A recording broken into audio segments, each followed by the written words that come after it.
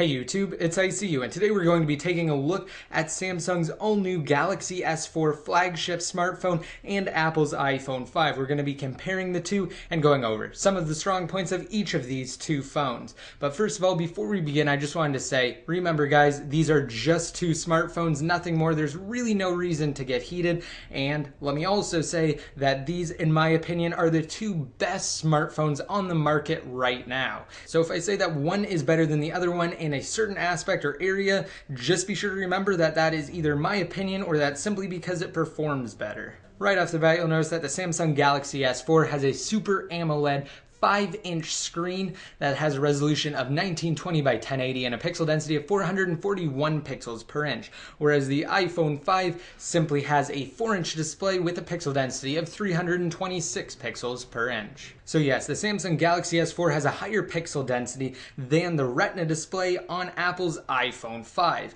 Now really quick, for those of you who don't know, a Retina display is a term coined by Apple that simply means, in theory, the display has more pixels per inch than the human eye can process when used at an average distance. So text looks incredibly crisp on the iPhone 5 and you won't be able to see any pixelation. With that said though, there are obviously devices that have a higher pixel density than the iPhone 5, one of them being the Samsung Galaxy S4, and let me just say that its display is absolutely incredible. Now before we get into some comparison photos, let me go ahead and just show you guys that the brightness on both of these devices is approximately the same. It's a little less than half. So as you can see, we have the brightness slider here on the iPhone 5 and on the Galaxy S4. So I got it as close as I possibly could. Alright, and now let's go ahead and compare those images. So I'm going to open up photos on the iPhone 5 and downloads on the Samsung Galaxy S4, and we're just going to start from the top. So here is the first image. Those of you who are Apple fans may actually recognize this as one of the images they promote with the Retina MacBook Pro. So let me go ahead and zoom in here on both of these devices, and it looks absolutely incredible on both of them. Now because the Samsung Galaxy S4 has a Super AMOLED display, in person, for me at least, it looks a lot brighter than the iPhone 5's display, even though they're at about the same brightness setting. And also, before I go over my analysis of these images, let me just say, it won't look exactly the same for you, and you might not be able to pick it up because of course you are watching it on your own device's display after I've already recorded it. So I'm just going to give my impressions and observations. Now, one thing that I really like about the Samsung Galaxy S4 is just how far you can actually zoom in. Now, when I do zoom in this far, clearly it doesn't look fantastic, but that's not the point. On the iPhone 5 you can only zoom in so far, so that's about as far as I can go. Let me go ahead and bring it to about the same on the Samsung Galaxy S4, and right off the bat, colors do look more vivid on the Galaxy S4's Super AMOLED display than on the iPhone 5's Retina display. Alright, let's go ahead and go to our next image. And same thing goes for this one. It is more vivid on the Samsung Galaxy S4, however, either one looks great. They're just different. So on the iPhone 5, most people would say that it looks more realistic because on the S4, colors really pop off the display. And again, I'm not really going to repeat myself too much here, but on display types similar to the one found on the S4, blacks are supposed to look deeper, but for some reason they definitely appear better on the iPhone 5 in this image. And actually, just looking at the display on my camera right here, it appears that the S4 looks slightly more washed out even though they're at the same brightness, and let me just say, it doesn't look that way in person. Alright, next we're going to take a look at the images captured on both of these devices. So taking a look at this first image, which was captured with the S4's 13 megapixel rear facing camera and the iPhone 5's 8 megapixel rear facing camera, is that colors captured with the iPhone 5's camera are definitely more vivid than the colors captured on the S4's camera. However, with that said, the S4 does a really great job at capturing close-up subjects like this flower for instance, and you can really zoom in and get incredible detail on the S4 that you just can't get on the iPhone 5. So if you're looking for brighter and more realistic colors, iPhone 5 is definitely the way to go, whereas if you're looking for detail and crisper images, you definitely want to go with the Samsung Galaxy S4. However, with that said, typically most customers aren't looking at the camera as the only feature of the smartphone when they go to buy it. So let me just go ahead and switch on over to this next image here. You can really tell the difference in color between these two. The greens are absolutely over-exaggerated on the Galaxy S4's display, which isn't necessarily a bad thing. It just doesn't look as realistic. And again, same thing here with the greens in this image. All right, let me just go ahead and go over to the last one. And this is actually a really strong point for the iPhone 5's camera. I took these pictures side by side. I mean, I held the iPhone 5 directly on top of the Galaxy S4 when I was taking these pictures. So what you'll really notice here is that the S4 doesn't really do a great job when you have a lot of light or a lot of exposure in the image, whereas the iPhone 5 can definitely handle it better. It looks extremely washed out on the S4, whereas it only looks slightly washed out on the iPhone 5. So that's really where the iPhone 5's camera pulls ahead of the S4's. But again, you do get that great detail on the S4, and you're able to just zoom in on every single point of the image. All right, next we're going to be taking a look at the browser on both of these. So I'm actually going to use Google Chrome for this first set of tests. Let me just open it up on both of these phones here, and I'm just going to do a simple search. So let me go ahead and just type it out on both of these here, and once I'm done typing, I'll be right back. All right, and here we go. I have it typed out. Before I actually hit go, though, I just wanted to say that, again, I'm using Google Chrome on both of these, and I'm connected to the exact same Wi-Fi network. So let's go ahead and hit go at the exact same time right now. All right, and the iPhone 5 definitely pulled ahead in that search. Let's see how it does when I'm actually loading up a website. Let's go ahead and just open up the top one on both of these. And as you can see, the iPhone 5 did finish first loading the mobile version of this site. So let's go ahead and scroll down to the very bottom, and we're going to go ahead and switch to the regular desktop theme. Okay, so again, same thing here. The S4 was definitely fast though, and it's just finishing right now. So as far as browser speed is concerned, at least when using Google Chrome, the iPhone 5 appears to be faster. Now, we aren't by any means trying to load anything too intensive, so let's go ahead and switch over to the native browsers on these two phones, and we're going to do some quick browser benchmark tests. Alright, so I have Safari loaded up here on the iPhone 5, and I have the native browser on the S4. I'm actually inside of a SunSpider JavaScript test site here, and we're going to go ahead and start this test at the exact same time.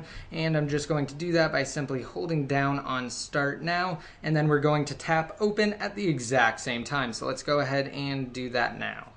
And I'm not actually going to stick around for all of this, so I'll be right back once it finishes and we can go over the end results. Alright, so the iPhone 5 just finished while we're waiting for the Samsung Galaxy S4 to complete the browser test. Alright, let's go ahead and zoom in on the end scores here. We got a really impressive score on the iPhone 5 of 868 milliseconds, whereas on the S4 we have a total of 1057 milliseconds. So that's a pretty big difference between the two. Of course, just remember, the lower the score, the better. And what's actually interesting that I found out just now is that you can't quite zoom in as far on the native browser on the S4 as you can on the iPhone 5, which is actually quite ironic because when looking at pictures, you can zoom in significantly further on the S4 than on the iPhone 5. Anyway, that was just a quick side note. Let's go ahead and go over to our next browser test where I'm sure the S4 will pull ahead. We're just going to do a simple HTML5 test for mobile browsing on these two devices. Let's go ahead and just open up the top site there.